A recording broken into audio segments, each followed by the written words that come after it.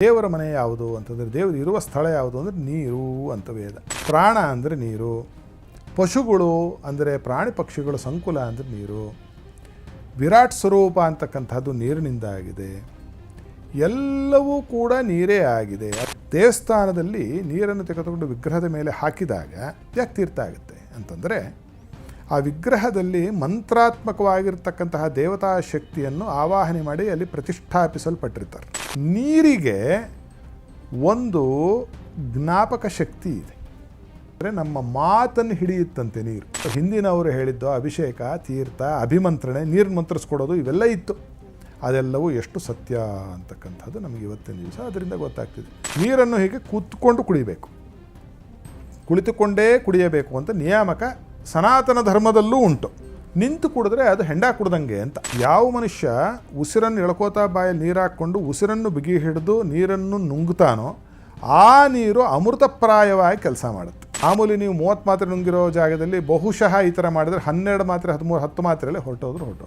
ಅರ್ಧ ನೀರನ್ನು ಕುಡಿದು ಪಕ್ಕದಲ್ಲಿ ಒಂದು ಕಡೆ ಇಟ್ಟು ಅದರ ಮೇಲೆ ಒಂದು ಕನ್ನಡಿಯನ್ನು ಮುಚ್ಚಿ, ಕನ್ನಡಿ ಒಳಮುಖವಾಗಿ ಮುಚ್ಚಬೇಕು, ಕನ್ನಡಿ ನೀರಿಗೆ ಪ್ರತಿಫಲನ ಆಗೋ ರೀತಿಯಲ್ಲಿ. ಬೆಳಗ್ಗೆ ಎದ್ದು ನೀವು ಹಲ್ಲು ಉಜ್ಜಿದ ನಂತರದಲ್ಲಿ ಆ ಕನ್ನಡಿನ ತೆಗೆದು ಪಕ್ಕಕ್ಕಿಟ್ಟು ಆ ನೀರನ್ನು ಕುಡೀರಿ. ಇದನ್ನು ಅವ್ಯಾಹತವಾಗಿ ನೀವೊಂದು 16 ದಿನ ಮಾಡಿ ನೋಡಿ ಪರಿಣಾಮ ಏನಿರುತ್ತೆ ಅಂತ.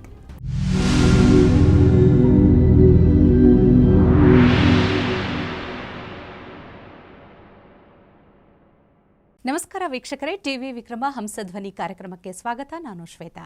ಯೋಗ ಸೂತ್ರ ಮತ್ತು ಆಧ್ಯಾತ್ಮಿಕತೆಯ ಅರ್ಥಪೂರ್ಣ ವಿಚಾರಗಳನ್ನು ತಿಳಿಸುವಂತಹ ವೇದಿಕೆ ಹಂಸಧ್ವನಿ ಕಾರ್ಯಕ್ರಮ. ಈ ಕಾರ್ಯಕ್ರಮದಲ್ಲಿ ಎಂದಿನಂತೆ ತಮ್ಮ ಅಮೂಲ್ಯ ವಿಚಾರಧಾರೆಗಳಿಂದ ಬದುಕಿನ ಸಾರ ತಿಳಿಸುತ್ತಿರುವಂತಹ ತತ್ವಜ್ಞಾನಿಗಳು, ಧರ್ಮಶಾಸ್ತ್ರ ಪಾರಂಗತರು, ವೇದಶಾಸ್ತ್ರ ಪರಿಣಿತರು ಆಗಿರುವಂತಹ ಹಂಸಶ್ರೀ ಸವಿತೃ ಶರ್ಮಾ ಗುರುಜಿ ಇದ್ದಾರೆ. ಗುರುಜಿ, ನಿಮಗೆ ಕಾರ್ಯಕ್ರಮಕ್ಕೆ ಆತ್ಮೀಯವಾದ ಸ್ವಾಗತ. ಗುರುಜಿ, ಅಜ್ಞಾನತಿಮಿರಾಂಧಸ್ಯ ಜ್ಞಾನಾಂಜನಶಲಾಕಯ ಚಕ್ಷುರುನ್ಮೀಲಿತಂ ಯೇನ ತಸ್ಮೈ ಶ್ರೀ ಗುರವೇ ನಮಃ. ಜೈ ಗುರುದೇವದತ್ತ. ಎಲ್ಲರಿಗೂ ಶುಭವಾಗಲಿ. ವೀಕ್ಷಕರೇ, ಇಡೀ ಪ್ರಪಂಚದಲ್ಲಿ 70% ನೀರಿನಿಂದ ಆವರಿಸಿಕೊಂಡಿರುತ್ತೆ. ಅಷ್ಟು ನೀರು ಇರಲೇಬೇಕು ಜೀವ ಸಂಕುಲ ಬದುಕಬೇಕು ಅಂದರೆ. ಹಾಗೆ ಮನುಷ್ಯನ ದೇಹದಲ್ಲೂ ಕೂಡ 60% ನೀರಿರಬೇಕು ಅಂತ ಹೇಳ್ತಾರೆ. ನೀರಂದರೆ ಒಂದು ರೀತಿಯ ಸಂಜೀವಿನಿ.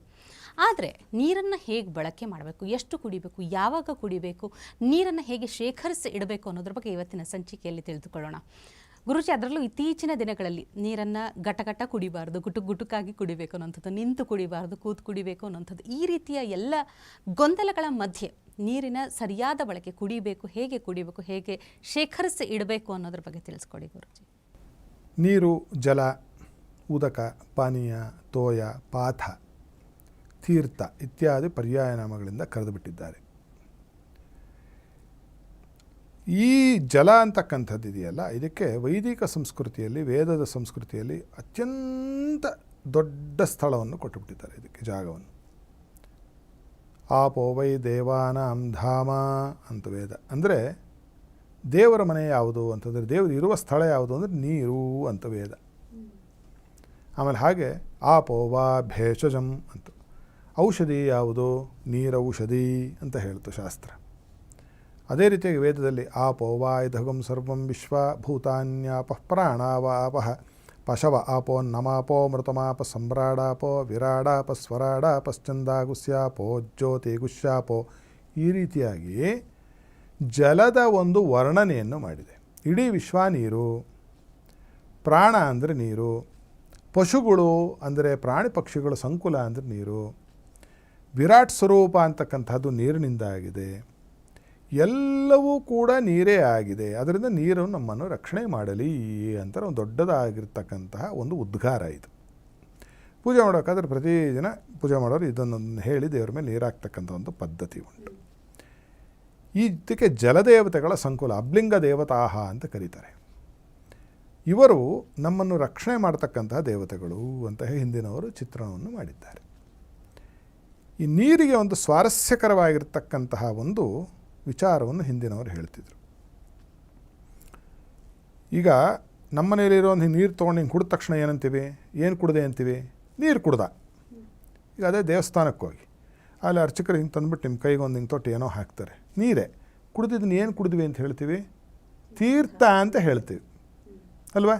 ಗಂಗೆಯನ್ನು, ಯಮುನೆಯನ್ನು, ತುಂಗಭದ್ರೆಯನ್ನು, ಕಾವೇರಿಯನ್ನು, ಸರಸ್ವತಿಯನ್ನು, ನರ್ಮದೆಯನ್ನು, ಗೋದಾವರಿಯನ್ನು ಇವೆಲ್ಲವನ್ನು ತೀರ್ಥ ಅಂತ ಕರಿತೀವಿ ನಾವು. ತೀರ್ಥರಾಜ್ ಅಂದ್ಬಿಡ್ತಾರೆ ಯಾವುದನ್ನು, ಪ್ರಯಾಗರಾಜನ್ನು. ಅದು ತೀರ್ಥಗಳಿಗೆ ರಾಜ, ಅದು ಪ್ರಯಾಗರಾಜ ಅಂತ. ಮೊನ್ನೆ ಎಲ್ಲ ಆಯ್ತಲ್ಲ ಮಹಾಕುಂಭಕ್ಕೆಲ್ಲ ಹೋಗಿ ಬಂದದ್ದು. ಅಂದರೆ ಆ ದೇವರ ವಿಗ್ರಹದ ಮೇಲೆ ಹಿಂಗೆ ಬಿದ್ದಿದ್ದ ನೀರು ತೀರ್ಥ ಆಯಿತು. ಅದು ಹೇಗೆ ಅಂತ ನೋಡಿದ್ರೆ, ನೀವು ಹೋಗಿ ಗೂಗಲಲ್ಲಿ ನೋಡಿದ್ರೆ ಸಿಗುತ್ತೆ. ಈಗಲೇ ನೋಡಿ, ನನ್ನ ಇದು ನೋಡಿದ ತಕ್ಷಣ ನೀವು ಯೂಟ್ಯೂಬಲ್ಲಿ ನೋಡಬಹುದು. Structured water and unstructured water ಅಂತ ಎರಡು ಥರ. ನಿರ್ಮಿಸಲ್ಪಟ್ಟ ನೀರು ಮತ್ತು ಹೇಗೆಂದರೆ ಆಗಿ ಇರ್ತಕ್ಕಂತಹ ನೀರು ಅಂತ. ಸ್ಟ್ರಕ್ಚರ್ಡ್ ಅಂದರೆ ಅದಕ್ಕೊಂದು ರೂಪುರೇಷೆ ಇರುವ ನೀರು. ಇದನ್ನು ಹಿಂದಿನವ್ರು ಹೇಳಿದರು. ಅವರೇನು ಮಾಡ್ತಿದ್ರು, ಮನೆಯಲ್ಲಿ ಮಡಕೆಯಲ್ಲಿ ನೀರನ್ನು ಶೇಖರಣೆ ಮಾಡೋದು ಅಥವಾ ತಾಮ್ರದ ಪಾತ್ರೆಯಲ್ಲಿ ನೀರನ್ನು ಶೇಖರಣೆ ಮಾಡೋದು. ಹಿಂದೆ ಎಲ್ಲ ತಾಮ್ರದ ಬಳಕೆನೇ ಹೆಚ್ಚು. ಇಲ್ಲಾಂದ್ರೆ ಮನೆಯಲ್ಲಿ ಅದಕ್ಕೆ ನೀರಿನ ಮಡಕೆ ಅಂತಲೇ ಒಂದು ಇರೋದು.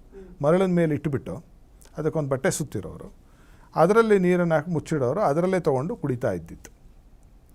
ಅದರಲ್ಲಿ ಅಯಾನಿಕ್ ಎಕ್ಸ್ಚೇಂಜ್ ಅಂತ ಎಲ್ಲ ಆಗುತ್ತೆ. ಅದರ ಕಡೆ ಗೋಜಿಗೆ ಹೇಳೋರಿದ್ದಾರೆ, ಹೇಳ್ತಾರೆ. ಶಾಸ್ತ್ರೀಯ ದೃಷ್ಟಿಕೋನದಿಂದ ನೋಡಿದಾಗ ಏನಾಗುತ್ತೆ, ನೀರನ್ನು ಒಂದೆಡೆ ಇಟ್ಟಾಗ ದೇವಸ್ಥಾನದಲ್ಲಿ ನೀರು ಯಾಕೆ ತೀರ್ತಾ ಇತ್ತು ಅಂತ ಹೇಳಿ ಇಲ್ಲಿ ವಾಪಸ್ ಬರೋಣ. ದೇವಸ್ಥಾನದಲ್ಲಿ ನೀರನ್ನು ತೆಗೆದುಕೊಂಡು ವಿಗ್ರಹದ ಮೇಲೆ ಹಾಕಿದಾಗ ಯಾಕೆ ತೀರ್ಥ ಆಗುತ್ತೆ ಅಂತಂದರೆ, ಆ ವಿಗ್ರಹದಲ್ಲಿ ಮಂತ್ರಾತ್ಮಕವಾಗಿರ್ತಕ್ಕಂತಹ ದೇವತಾ ಶಕ್ತಿಯನ್ನು ಆವಾಹನೆ ಮಾಡಿ ಅಲ್ಲಿ ಪ್ರತಿಷ್ಠಾಪಿಸಲ್ಪಟ್ಟಿರ್ತಾರೆ. ಕುಂಭಾಭಿಷೇಕ ಅಂತ ಆದಾಗ ದೇವತಾ ಪ್ರತಿಷ್ಠೆ ಅಂತ ಆದಾಗ, ನಾನು ಹೇಳ್ತಿರೋದು ನಿಜವಾದ ದೇವತಾ ಪ್ರತಿಷ್ಠೆ, ಈಗಿನ ಕಾಲದ್ದು ಅಲ್ಲ. ಅದರ ವಿಚಾರ ನಾನು ಮಾತಾಡೋದು ಇಲ್ಲ, ಇನ್ನೊಂದು ದಿನ ಮಾತಾಡೋಣ. ಆ ಮಂತ್ರಾತ್ಮಕವಾಗಿರ್ತಕ್ಕಂತಹ ದೇವತೆಯಲ್ಲಿರೋದ್ರಿಂದ ಮಂತ್ರ ಅಂದರೆ ಏನು? ಮಂತ್ರ ಅಂದರೆ ಏನು ಅಂತಂದರೆ, ಪ್ರತಿಯೊಂದು ಜೀವ ಸಂಕುಲಕ್ಕೂ, ಪ್ರಾಣಿ ಸಂಕುಲಕ್ಕೂ, ಸಸ್ಯ ಸಂಕುಲಕ್ಕೂ ಇಹದಲ್ಲಿ ಸೌಖ್ಯವನ್ನು, ಪರದಲ್ಲಿ ಸದ್ಗತಿಯನ್ನು ಕೊಡಿಸುವುದಕ್ಕೆ ಅಣಿಯಾಗಿ ನಿಂತಿರ್ತಕ್ಕಂತಹ, ಬಹಳ ಸಿದ್ಧವಾಗಿ ನಿಂತಿರ್ತಕ್ಕಂತಹ ಶಕ್ತಿಯ ಸಮೂಹಗಳವು. ಸುಮ್ಮನೆ ಏನೋ ಪೆದ್ದಾಗಿ ಯಾರೋ ಏನೋ ಬದಿರ್ತಕ್ಕಂಥದ್ದಲ್ಲ. ಅದು ಪಾಶ್ಚಿಮಾತ್ಯರೆಲ್ಲ ಕಂಡಿಡ್ಕೋತಿದ್ದಾರೆ. ಪಾಪ ನಮ್ಮವರಿಗೆ ಯಾಕೋ ಅದು ಸಹಿಸ್ತಿಲ್ಲ. ನಾವು ಪಾಶ್ಚಿಮಾತ್ಯ ಸಂಸ್ಕೃತಿ ಕಡೆ ನಾವು ಮುಖ ಮಾಡ್ತಾ ಇರ್ತಕ್ಕಂಥದ್ದು ಬಹಳ ಶೋಚನೀಯವಾದ ಪರಿಸ್ಥಿತಿ ಇಂದಿನ ಸಮಾಜದಲ್ಲಿ. ಮಹಾಮೃತ್ಯುಂಜಯ ಮಂತ್ರ ಅಂತಾರೆ. ಏನರ್ಥ? ಮೃತ್ಯುವನ್ನು ದೂರ ಮಾಡುತ್ತೆ ಅಂತ ಅದರ ಅರ್ಥ. ಲಕ್ಷ್ಮೀ ಮಂತ್ರ ಏನರ್ಥ? ನಮಗೆ ಐಶ್ವರ್ಯವನ್ನು ಕೊಡುವುದಕ್ಕೆ ಇರತಕ್ಕಂತಹ ಒಂದು ಶಕ್ತಿಯ ಒಂದು ಮಂತ್ರ ಅಂತ. ಗಣಪತಿ ಮಂತ್ರ ಅಂದ್ರೇನು? ವಿಘ್ನವನ್ನು ನಿವಾರಣೆ ಮಾಡುತ್ತೆ ಅಂತಕ್ಕಂಥ ಮಂತ್ರ. ಆ ಥರದ ಒಂದು ಶಕ್ತಿಗಳನ್ನು ಎಲ್ಲವನ್ನೂ ಆ ವಿಗ್ರಹದಲ್ಲಿ ತುಂಬಿ ಅಭಿಷೇಕ ಮಾಡತಕ್ಕಂಥ ಅರ್ಚಕ ಮತ್ತೆ ಮಂತ್ರವನ್ನು ಮರಿಕಳಿಸಿ ಹೇಳ್ತಾನೆ. ಆ ನಂತರದಲ್ಲಿ ತೀರ್ಥ ಯಾಕಾಗುತ್ತೆ ಅಂದರೆ, ನೀರಿಗೆ ಒಂದು ಜ್ಞಾಪಕ ಶಕ್ತಿ ಇದೆ. ಅದು ಹಿಡ್ಕೊಳತ್ತೆ. ಏನನ್ನು ಹಿಡ್ಕೊಳುತ್ತೆ ಅಂದರೆ, ನಮ್ಮ ಮಾತನ್ನು ಹಿಡಿಯುತ್ತಂತೆ ನೀರು. ಅದಕ್ಕೆ ಅದನ್ನು ಮೂಲ ವಿಗ್ರಹವನ್ನು ಮಂತ್ರಬಿಂಬ ಅಂತ ಹೇಳ್ತಾರೆ. ಅದಕ್ಕೆ ಮಂತ್ರ ಬಿದ್ದ ನಂತರ ಅದರ ಮೇಲೆ ಮಂತ್ರ ಹೇಳಿ ಮತ್ತೆ ನೀರು ಹಾಕಿದಂತೆ ಮಂತ್ರದ ಕೆಲವು ಅಂಶಗಳು ಆ ನೀರಲ್ಲಿ ಬರುತ್ತೆ. ಅದಕ್ಕೆ ಅದು ತೀರ್ಥವಾಯಿತು. ಇದು ಅನುಭವಕ್ಕೆ ಬಂದವ್ರಿಗೆ ಗೊತ್ತಾಗುತ್ತೆ. ಇದು ಅನುಭವಕ್ಕೆ ಬರದೆ ಸುಮ್ಮನೆ ಕುಡ್ಕೊಂಬಂದವ್ರಿಗೆ ಏನೂ ಗೊತ್ತಾಗೋದಿಲ್ಲ. ಯಾಕೆಂದರೆ ಅದರ ಕಡೆ ನಮಗೆ ನಿಗಾ ಇರೋದೇ ಇಲ್ಲ. ಏನ್ರಿ ಹಿಂಗೊಂದು ಕತೆ ಹೊಡೆದು ಬಿಟ್ರಲ್ಲ ಇವ್ರು ಕೂತ್ಕೊಂಡು ಅಂತ ಅನಿಸುತ್ತೆ ಮೂಗ್ಮರಿ ಅವರಿಗೆ. ಇಲ್ಲ, ಜಪಾನಲ್ಲಿ ಒಬ್ಬರು ಸೈಂಟಿಸ್ಟು, ಇದನ್ನು ಹೋಗಿ ಗೂಗಲ್ ಮಾಡಿ ನೋಡಿ, ನಿಜ ಹೇಳ್ತಿದ್ದೀನ ಸುಳ್ಳು ಹೇಳ್ತಿದ್ದೀನ ಅಂತ. ಅವರೇನು ಮಾಡ್ತಾರೆ, 3 ಪಾತ್ರೆಗಳಲ್ಲಿ, ಒಂದೇ ಥರದ ಪಾತ್ರೆಯಲ್ಲಿ ಒಂದೇ ಥರದ ನೀರನ್ನು ಒಂದೇ ಸಮಯದಲ್ಲಿ ತೊಗೊಂಡು 3 ಕೊಠಡಿಯಲ್ಲಿ ಇಡ್ತಾರೆ. 3 ಕಡೆನೂ ಒಂದೇ ಕಂಡೀಷನಿಂಗ್ ಇರುತ್ತೆ. ಅಲ್ಲಿ ಯಾವುದು ಪ್ಯಾಥೋಜನ್ಸ್ ಇರೋದಿಲ್ಲ, ಕ್ರಿಮಿಕೀಟಗಳಿರೋದಿಲ್ಲ. ಮಾಡಿ ಏನು ಮಾಡ್ತಾರೆ, ಒಂದು ನೀರಿನ ಮುಂದೆ ನಿಂತು ಅದಕ್ಕೆ ಹಿಗ್ಗಾಮುಗ್ಗ ಬೈತಾನಾತ. ಇನ್ನೊಂದ್ರ ಮುಂದೆ ಹೋಗಿ ನಿಂತ್ಕೊಂಡು ಬಹಳ ಪ್ರೀತಿಯ ಮಾತುಗಳು ನಾಡ್ತಾನೆ.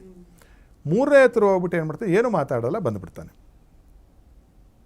ಒಂದಿಷ್ಟು ಗಂಟೆಗಳಾದ ನಂತರದಲ್ಲಿ 1 ದಿನವೋ 2 ದಿನವೋ ಅದೇನೋ ನೋಡಿ, ಅದರಲ್ಲಿ ನೋಡಿದಾಗ ಬೈಸ್ಕೊಂಡಿರ್ತಕ್ಕಂತಹ ವಾಟರ್ ಕ್ರಿಸ್ಟಲ್ಸ್ ಇರುತ್ತಲ್ಲ, ಅವೆಲ್ಲ ಕಪ್ಪಡ್ರಿ ಹೊಡೆದೋಗಿರುತ್ತೆ.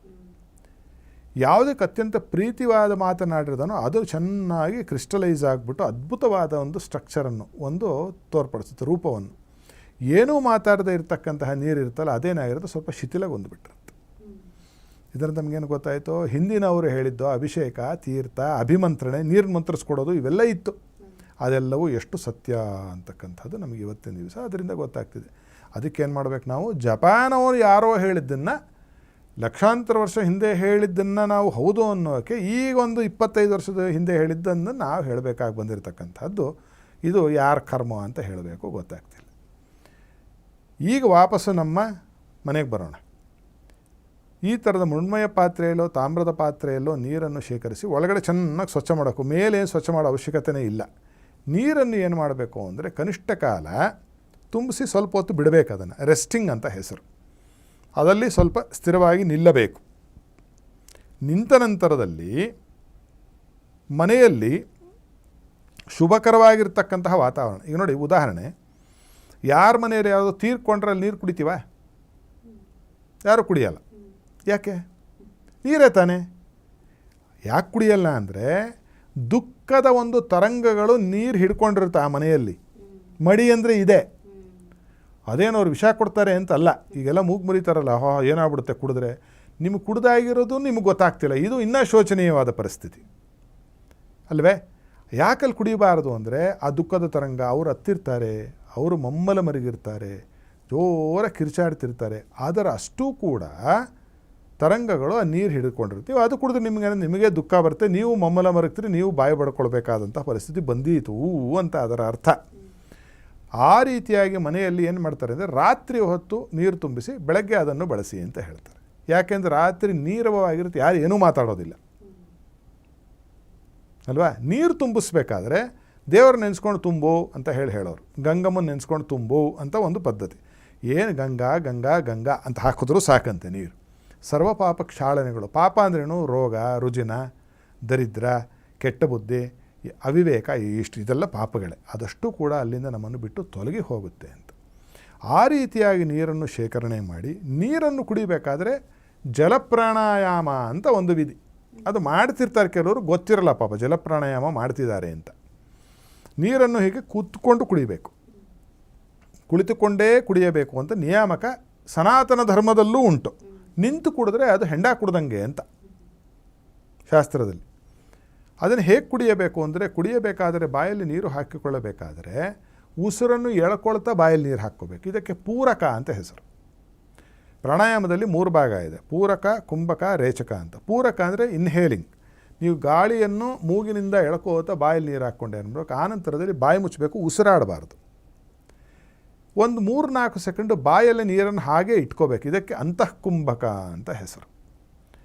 ಆನಂತರದಲ್ಲಿ ನೀರನ್ನು ನುಂಗಬೇಕು. ನುಂಗಿದ ನಂತರದಲ್ಲಿ ಉಸಿರನ್ನು ಬಿಡಬೇಕು. ಇದಕ್ಕೆ ರೇಚಕ ಅಂತ ಹೆಸರು. ಯಾವ ಮನುಷ್ಯ ಉಸಿರನ್ನು ಎಳ್ಕೋತಾ ಬಾಯಲ್ಲಿ ನೀರು ಹಾಕ್ಕೊಂಡು ಉಸಿರನ್ನು ಬಿಗಿ ಹಿಡಿದು ನೀರನ್ನು ನುಂಗ್ತಾನೋ ಆ ನೀರು ಅಮೃತಪ್ರಾಯವಾಗಿ ಕೆಲಸ ಮಾಡುತ್ತೆ. ದಪ್ಪ ಆಗಬೇಕು ಅಂತಿರೋರು ಇದನ್ನು ಮಾಡಿ ನೋಡಿ. 6 ತಿಂಗಳು ಮಾಡಿ ನನಗೆ ಬಂದನ್ನನ್ನು ನೋಡಿ.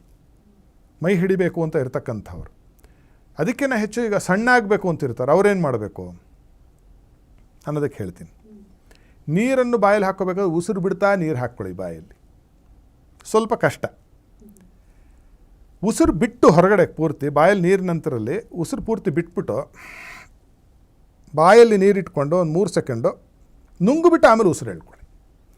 ಇದನ್ನು 6 ತಿಂಗಳು ದಿನ ಮರೀದೆ ಕುಳಿತುಕೊಂಡು ಮಾಡಬೇಕು. ಇದನ್ನು ಎಲ್ಲಂದ್ರಲ್ಲಿ, ಹೋಟ್ಲಲ್ಲಿ, ಇನ್ನೆಲ್ಲೋ ಆಫೀಸಲ್ಲಿ ಹಿಂಗೆ ಸೊಟ್ಟ ನಿಂತ್ಕೊಂಡು ಗೋಡೆಗೆ ಹಿಂಗೆ ಹೊರಕೊಂಡು ಅವೆಲ್ಲ ಮಾಡಿದ್ರೆ ಫಲ ಬರೋದಿಲ್ಲ.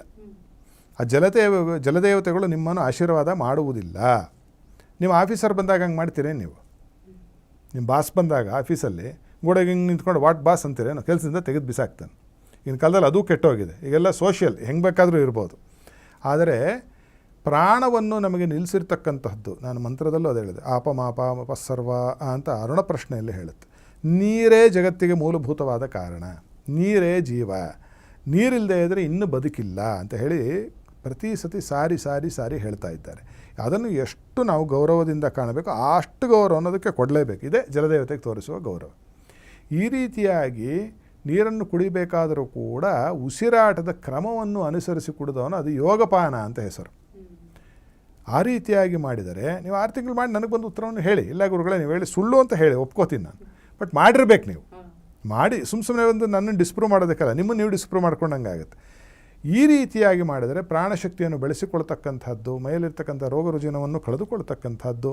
ಮಾತ್ರೆ ನುಂಗಬೇಕಾದ್ರೂ ಹೇಳಿದ ರೀತಿಯಲ್ಲಿ ಮಾತ್ರೆಗಳನ್ನು ನುಂಗಿ ಅತಿ ಶೀಘ್ರದಲ್ಲಿ ಗುಣಮುಖರಾಗ್ತೀರಿ. ಅಂದರೆ ಇದರಿಂದನೇ ರೋಗ ಹೋಗುತ್ತೆ ಅಂತಲ್ಲ, ಕರ್ಮ ಸಂಬಂಧವಾದ ರೋಗಗಳು ಬೇಗದಲ್ಲಿ ಹೋಗುತ್ತೆ. ಮಾಮೂಲಿ ನೀವು 30 ಮಾತ್ರೆ ನುಂಗಿರೋ ಜಾಗದಲ್ಲಿ ಬಹುಶಃ ಈ ಥರ ಮಾಡಿದರೆ 12 ಮಾತ್ರೆ, 13, 10 ಮಾತ್ರೆಯಲ್ಲೇ ಹೊರಟೋಗುತ್ತೆ. ಇದು ಅನುಭವದಲ್ಲಿ ನಾವು ಅನುಭವಿಸಿರೋದು. ಸುಮಾರು ಜನರಿಗೆ ಹೇಳ್ಕೊಟ್ಟಾಗ ಅವ್ರು ಮಾಡಿದಾಗ ಫಲಪ್ರಾಪ್ತಿ ಆಗಿರ್ತಕ್ಕಂಥದ್ದು ಕಾಣುತ್ತೆ. ಆ ನೀರನ್ನು ಕೈಯಲ್ಲಿ ಇಟ್ಟುಕೊಂಡು ಪ್ರತಿದಿನ ಮಲಗುವುದಕ್ಕೆ ಮುಂಚೆ ಇನ್ನೊಂದು ಹೇಳ್ತೀನಿ, ಯಾವುದಾದರೂ ಒಂದು ಕೆಲಸ ಆಗಬೇಕಿತ್ತು ನಮಗೆ, ಶುಭ ಕಾರ್ಯಕ್ಕೆ ಮಾತ್ರ ಬಳಸಬೇಕಿದು. ಅಶುಭ ಕಾರ್ಯಕ್ಕೆ ಬಳಸಿದ್ರೆ ದೇವತಾ ಶಾಪದಿಂದ ಬಹಳ ತೊಂದರೆಗೆ ಒಳಗಾಗ್ತೀರಿ ಅಂತ ಕೆಲವು ರಹಸ್ಯಗಳು ಹೇಳಲಿಕ್ಕೂ ಬಹಳ ಭಯ ಆಗುತ್ತೆ ಮಾಧ್ಯಮದಲ್ಲಿ. ಹಾಗಾಗಿ ಒಂದೊಂದು ಹೇಳೋಣ, ಇಷ್ಟ ಇರೋರು ಬಂದು ಸ್ವಂತ ಕಲ್ತ್ಕೋಬೋದು. ಕೈಯಲ್ಲಿ ಇಟ್ಟುಕೊಂಡು ಅದೇನಿರಬೇಕು, ಸ್ಟೀಲ್ ಲೋಟದಲ್ಲಿ ಇರಬಾರ್ದು. ಗಾಜಿನದಾದರೆ ನಡೆಯುತ್ತೆ, ಬೆಳ್ಳಿದಾದರೆ ನಡೆಯುತ್ತೆ, ತಾಮ್ರದಾದರೆ ನಡೆಯುತ್ತೆ, ಕಂಚಿಂದಾದರೆ ನಡೆಯುತ್ತೆ. ಹಿತ್ತಾಳೆದಾದರೆ ತಾಮ್ರದಾದರೆ ಕಲಾಯಿ ಮಾಡಿದರೆ ಒಳ್ಳೆಯದು. ತಾಮ್ರದ ಹಾಗೆ ಇದ್ದರೂ ಇನ್ನೂ ಒಳ್ಳೆಯದು. ಅದನ್ನು ಕೈಯಲ್ಲಿ ಇಟ್ಟುಕೊಂಡು ನೀರನ್ನು ಅದನ್ನು ನೋಡ್ತಾ ತದೇಕಚಿತ್ತರಾಗಿ ನೀರನ್ನು ನೋಡ್ತಾ ಉಸಿರು ಎಳ್ಕೊಂಡು ಉಸಿರನ್ನು ಬಿಡ್ತಾ ನಿಧಾನಕ್ಕೆ ಬಿಡ್ತಾ ನಿಮ್ಮ ಮನಸ್ಸಿನಲ್ಲಿ ಇರತಕ್ಕಂತಹ ಒಂದೇ ಒಂದು ನಿಜವಾಗ್ಲೂ ನಿಮಗೆ ಬೇಕಾಗಿರ್ತಕ್ಕಂತಹ ಕೆಲಸವನ್ನು ನೆನೆಸಿಕೊಳ್ಳಿ. ಅಂದರೆ ಈ ಸತಿ ನಾನು ಪರೀಕ್ಷೆಯಲ್ಲಿ ಚೆನ್ನಾಗಿ ತೇರ್ಗಡೆ ಆಗಬೇಕು ಅಷ್ಟೇ. 3 ಬಾರಿ ಮಾಡಿ. ಅದನ್ನು ಮಾಡಿ ಅದರಲ್ಲಿ ಅರ್ಧ ನೀರನ್ನು ಕುಡಿದು ಪಕ್ಕದಲ್ಲಿ ಒಂದು ಕಡೆ ಇಟ್ಟು ಅದರ ಮೇಲೆ ಒಂದು ಕನ್ನಡಿಯನ್ನು ಮುಚ್ಚಿ. ಕನ್ನಡಿ ಒಳಮುಖವಾಗಿ ಮುಚ್ಚಬೇಕು. ಕನ್ನಡಿ ನೀರಿಗೆ ಪ್ರತಿಫಲನ ಆಗುವ ರೀತಿಯಲ್ಲಿ. ಬೆಳಗ್ಗೆ ಎದ್ದು ನೀವು ಹಲ್ಲು ಉಜ್ಜಿದ ನಂತರದಲ್ಲಿ ಕನ್ನಡಿನ ತೆಗೆದು ಪಕ್ಕಕ್ಕಿಟ್ಟು ಆ ನೀರನ್ನು ಕುಡೀರಿ. ಇದನ್ನು ಅವ್ಯಾಹತವಾಗಿ ನೀವೊಂದು 16 ದಿನ ಮಾಡಿ ನೋಡಿ ಪರಿಣಾಮ ಏನಿರುತ್ತೆ ಅಂತ. ಏನೇನ್ಕೋಬೇಕು, ಓದಬೇಕು, ಜೊತೆಗೆ ಓದಿದ್ದು ನಿಮಗೆ ಪೂರ್ತಿ ಕೆಲಸಕ್ಕೆ ಬರುತ್ತೆ. ಈ ರೀತಿ ಮಾಡಿದರೆ ನಾನು ಹಣವಂತನಾಗಬೇಕು ಅಂದ್ಬಿಟ್ಟು ಮನೆಯಲ್ಲಿ ನೀವು ಮಲ್ಕೊಂಡ್ಬಿಟ್ರೆ ಹಣವಂತರಾಗುವುದಿಲ್ಲ. ಹಣವಂತರಾಗುವುದಕ್ಕೆ ಬೇಕಾದ ಎಲ್ಲ ಪ್ರಯತ್ನವನ್ನು ಮಾಡಿದರೆ ದಾರಿ ಸಿಗುತ್ತೆ. ಇದು ಉದಾಹರಣೆಯನ್ನು ಹೇಳ್ತಾ ಇರೋದು. ಇದನ್ನು ನಾವು ಅನುಭವಿಸಿ ನೋಡಿದ್ದೇವೆ. ಅನಾರೋಗ್ಯ ಪೀಡಿತರಾಗಿರ್ತಕ್ಕಂಥವ್ರು ಇದನ್ನು ಮಾಡಿ ನೋಡಿ, ಆರೋಗ್ಯದಲ್ಲಿ ಗಮನಾರ್ಹವಾದ ಸುಧಾರಣೆ ಬರುತ್ತೆ ನಿಮಗೆ. ಯಾಕೆಂದರೆ ನೀರೇ ದೇವರು ಅಂತ ಹೇಳಿದೆ, ನೀರಲ್ಲೇ ದೇವರಿರ್ತಾನೆ ಅಂತ ಹೇಳಿದೆ, ನೀರೇ ಔಷಧಿ ಅಂತ ಹೇಳಿದೆ. ಈ ರೀತಿಯಾಗಿ ನೀರನ್ನು ಕುಡಿತಕ್ಕಂತಹ ಸಾಕಷ್ಟು ವಿಧಿವಿಧಾನಗಳನ್ನು ನಮ್ಮ ಹಿರಿಯರು ಹೇಳ್ತಾರೆ. ಕುಡಿಯೋ ವಿಧಾನ ನಮಗೆ ಗೊತ್ತಿಲ್ಲ, ಆಮೇಲೆ ಅದರ ಬಹಳ ಅಸಡ್ಡೇನು ಮಾಡೋದು, ಬಾರಿಕಾಯ್ದು ಸುಮ್ಮನೆ ಘಟಘಟ ಅಂದರೆ ಹೇಗಂದ್ರೆ ಕುಡಿಬೇಕು ಅಂತ. ಆ ರೀತಿಯಾಗಿ ಕುಡಿಯದೆ ಈ ರೀತಿಯಾಗಿ ಜಲಪ್ರಾಣಾಯಾಮವನ್ನು ನೀವು ಮಾಡಿದ್ದೇ ಆದರೆ ನಿಮ್ಮ ಜೀವನ ಅತ್ಯಂತ, ಹೇಗೆ ಪೈರು ಪಚ್ಚೆಗಳಿಗೆ ನೀರು ಬಿಟ್ಟರೆ ಚೆನ್ನಾಗಿ ಚಿಗುರುತ್ತೋ, ಚೆನ್ನಾಗಿ ಬೆಳೆಯುತ್ತೋ, ಜೀವನದಲ್ಲಿ ಸರ್ವಾಂಗೀಣವಾದ ಅಭಿವೃದ್ಧಿ ನಮ್ಮೆಲ್ಲರದು ಆಗುತ್ತೆ ಅಂತಕ್ಕಂತಹ ಒಂದು ವಿಚಾರ. ಖಂಡಿತ ಗುರುಜಿ. ಅಂದರೆ ಒಂದು ಮಾತು ಬಳಕೆಯಲ್ಲಿದೆ, ನೀರು ಕುಡಿದಷ್ಟೇ ಸಲೀಸಾಗಿ ಅಂತ. ಆದರೆ ನೀರು ಕುಡಿಯೋದು ಅಷ್ಟು ಸಲೀಸಲ್ಲ ಅನ್ನೋಂಥದ್ದು. ಅಂದರೆ ಒಂದು ಸಲ ಅರ್ಥ ಮಾಡಿಕೊಂಡು ಅರ್ಥೈಸಿಕೊಂಡು ರೂಢಿಸಿಕೊಂಡ್ರೆ ಅದು ದೊಡ್ಡ ಕಷ್ಟ ಬಹಳ ಸುಲಭ ಅಲ್ಲ ಅಂತ ತಿಳಿಸ್ಕೊಟ್ಟಿದ್ದೀರಿ. ಧನ್ಯವಾದಗಳು ಗುರುಜಿ. ಸರ್ವೇ ಜನ ಸುಖಿನೋ ಭವಂತು, ಸಮಸ್ತ ಸನ್ಮಂಗಳಾನಿ ಭವಂತು. ವೀಕ್ಷಕರೇ, ನಿಮಗೆ ಯಾವುದೇ ವಿಷಯದಲ್ಲಿ ಗೊಂದಲಗಳಿದ್ದಲ್ಲಿ ನಮ್ಮ ಸ್ಕ್ರೀನ್ ಮೇಲೆ ಇರುವಂಥ ನಂಬರನ್ನು ಕಾಂಟ್ಯಾಕ್ಟ್ ಮಾಡಿ ಗುರುಜಿಗಳನ್ನು ನೇರವಾಗಿ ಭೇಟಿಯಾಗಿ ನಿಮ್ಮ ಗೊಂದಲಗಳಿಗೆ ಪರಿಹಾರವನ್ನು ಕಂಡುಕೊಳ್ಳಬಹುದು. ಮುಂದಿನ ಸಂಚಿಕೆಯಲ್ಲಿ ಮತ್ತೊಂದು ಹೊಸ ವಿಷಯದೊಂದಿಗೆ ಭೇಟಿಯಾಗೋಣ. ನಮಸ್ಕಾರ. ಟಿವಿ ವಿಕ್ರಮ, ದೇಶ ನಿಮ್ಮ ಕೈಯಲ್ಲಿ. ಈ ಕಾರ್ಯಕ್ರಮ ನಿಮಗೆ ಇಷ್ಟ ಆಗಿದ್ದಲ್ಲಿ ಲೈಕ್, ಶೇರ್ ಹಾಗೂ ಕಮೆಂಟ್ ಮಾಡಿ. ಟಿವಿ ವಿಕ್ರಮದ ಕಾರ್ಯಕ್ರಮಗಳನ್ನು ನಿರಂತರವಾಗಿ ವೀಕ್ಷಿಸಲು ಸಬ್ಸ್ಕ್ರೈಬ್ ಮಾಡಿ, ಬೆಲ್ ಐಕನ್ ಒತ್ತಿ.